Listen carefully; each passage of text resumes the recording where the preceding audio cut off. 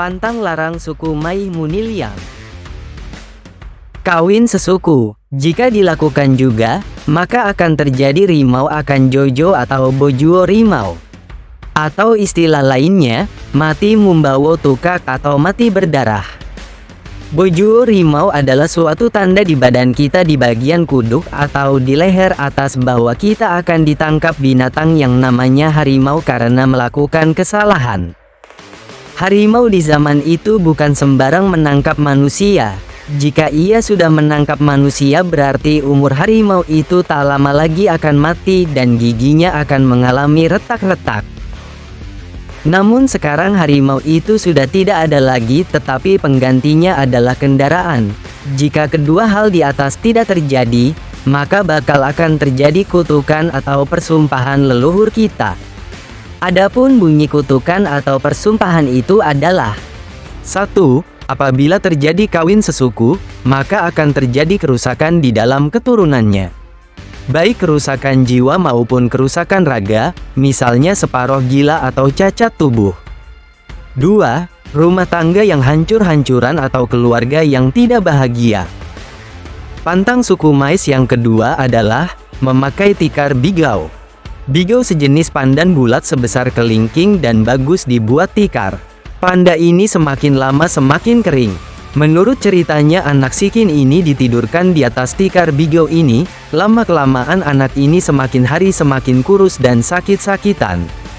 Teliti punya teliti karena dihisap oleh tikar bigau yang kering tersebut. Dari kejadian itu maka disumpahlah bahwa suku Mais Muniliang tidak boleh membuat atau memakai tikar bigau.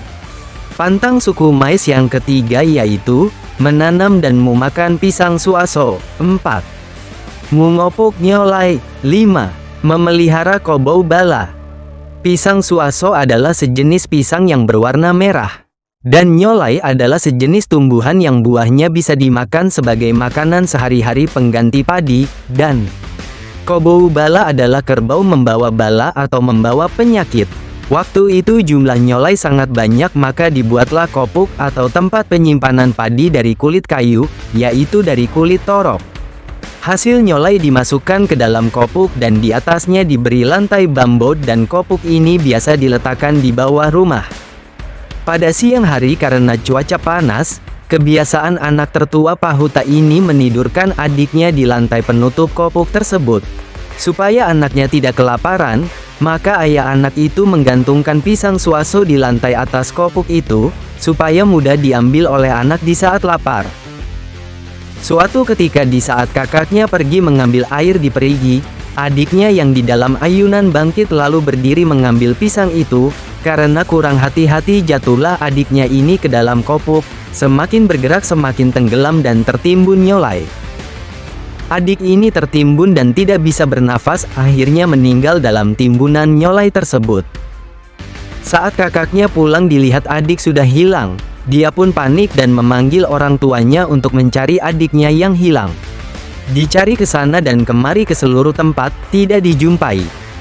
Pada hari ketiga kehilangan anak itu, nampaklah seekor kerbau menjilat sesuatu di tanah di belakang rumah.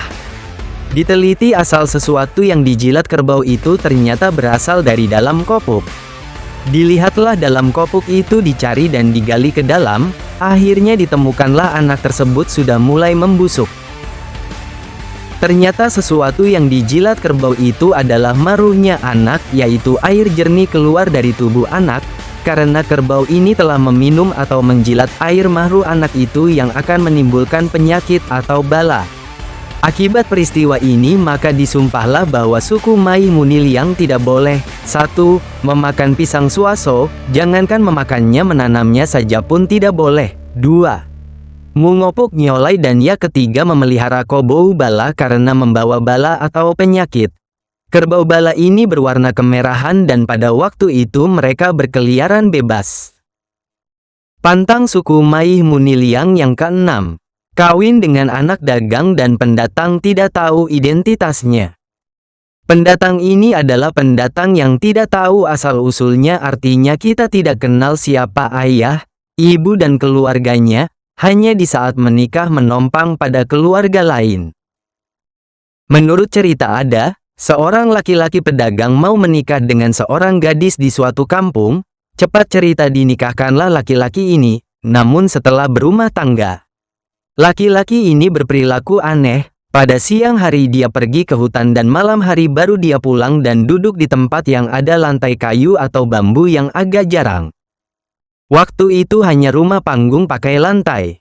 Kadang-kadang pulang sorenya nampak mulutnya merah-merah seperti darah. Namun pada awalnya belum dicurigai. Setelah beberapa lama timbullah kecurigaan masyarakat, siapa dia yang sebenarnya.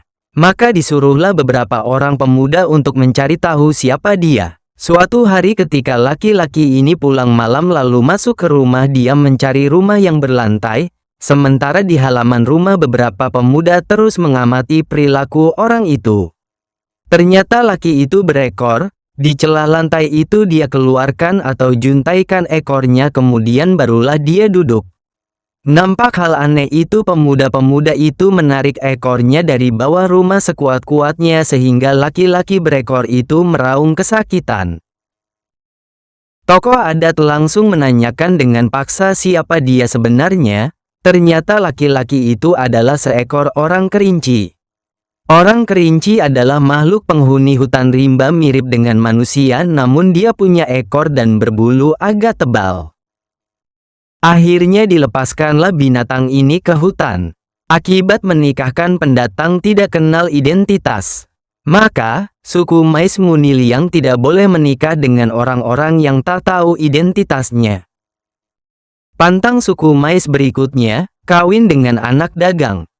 Orang dagang di saat itu datang dari berbagai daerah, namun kebanyakan berasal dari Minangkabau atau Sumatera Barat.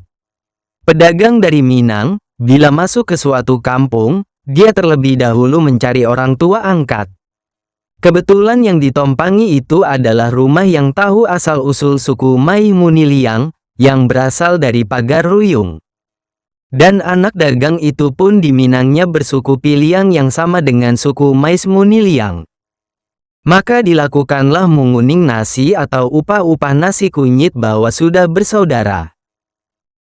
Maka anak dagang yang berasal dari Minang terutama dari Pagar Ruyung sangat dihargai dan dihormati, bahkan sudah dianggap keluarga dan tidak boleh menikah antar anak kemenakan. Akibat ini, maka suku Mais Muniliang pun tidak boleh menikah dengan orang suku Minangkabau. Walaupun terjadi mereka harus pindah tempat tinggal ke tempat lain. Karena sudah dianggap adik-beradik satu bapak satu ibu, jika terjadi pernikahan antara suku Mais Muniliang dengan keluarga Minang maka akan terjadi 1. Keluarga selalu mendapat musibah. Biasanya dialami oleh keluarga bukan pelaku. Misalnya berpenyakitan, kecelakaan, jatuh dan sebagainya. 2. Pantang pupui atau pupus. Pantang pupui maksudnya keluarga tidak mau berkembang biak hanya beberapa tahun berikutnya saja kemudian pupus atau habis tidak ada generasi penerusnya.